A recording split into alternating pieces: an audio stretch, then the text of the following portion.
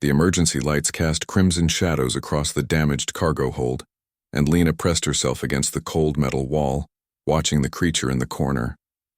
Krog, that's what the translator had called it before the device shattered during the crash. The young Karvathi predator, no larger than a earthwolf pup, trembled beneath a fallen support beam, its 6 eyes reflecting the dim light like scattered jewels. Lena's crewmates were gone. The captain, the engineer, the doctor, all lost when their survey ship broke apart in the upper atmosphere of this uncharted moon. She'd found rock in the wreckage of what must have been a Karvathi transport vessel, pieces of both ships now twisted together in a grotesque metal embrace. The cub made a sound, a high-pitched keen that scraped against Lena's nerves.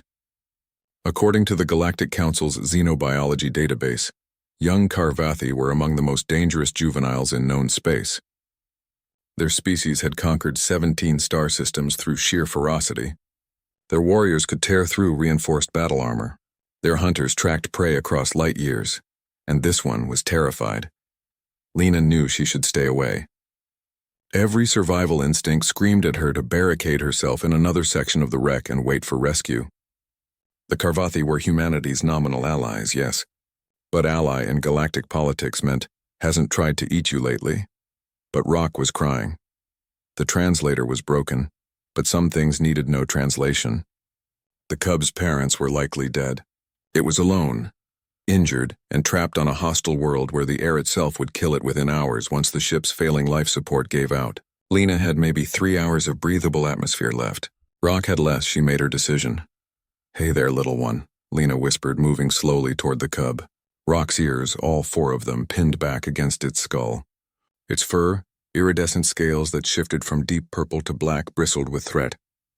A warning growl rumbled from its chest, deeper than any sound that small body should produce. Lena stopped, raised her hands, palms out.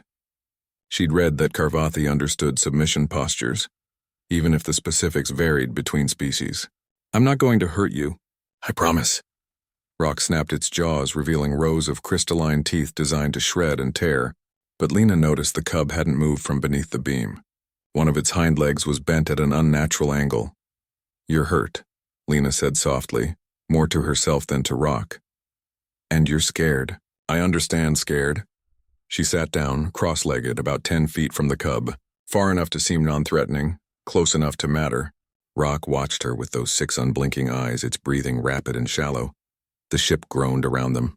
Somewhere in the distance, metal shrieked against metal. They didn't have much time. "You know what helped me when I was scared?" Lena asked. "Stories. My grandmother used to tell me stories until I fell asleep. Would you like to hear a story, Rock?"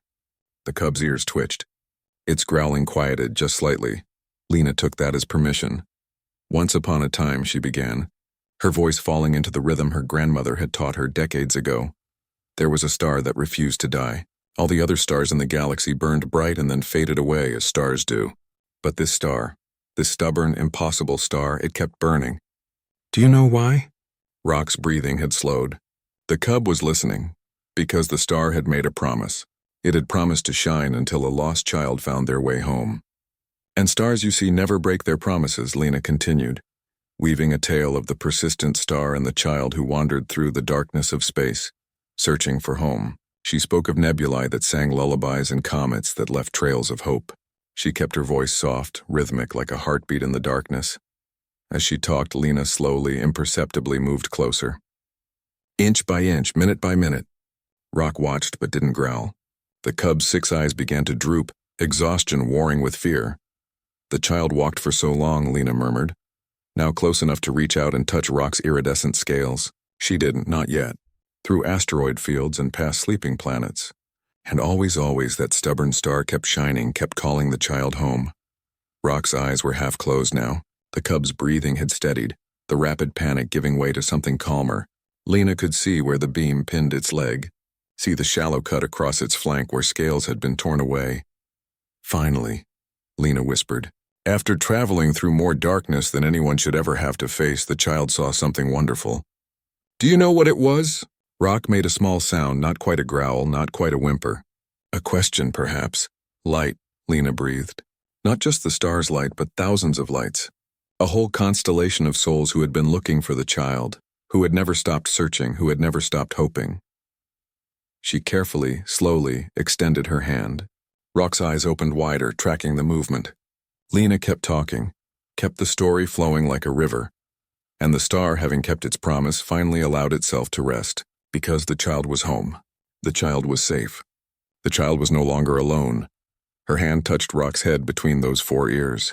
The cub tensed, every muscle coiling, and then relaxed. Lena stroked the iridescent scales, feeling them warm and alive beneath her fingers. "You're not alone, Rock," she whispered. "I'm here, and I promise, like that star, I'm going to keep you safe until someone comes to bring us home." Rock's 6 eyes finally closed. The cub's breathing deepened, slipping into the rhythm of sleep. Even in rest, one of its paws pressed against Lena's leg, as if to make sure she wouldn't disappear. Lena kept stroking Rock's head, kept humming the melody her grandmother had hummed. Outside, rescue beacons flickered in the alien sky. The Galactic Council would find them. They had to. But until then, Lena would stay awake. She would keep watch. She would protect this small, fierce creature who had trusted her, a human, soft and weak by galactic standards, to guard its dreams. Because that's what humans did. They told stories in the darkness. They made promises to strangers. They refused to let the young and frightened face the night alone.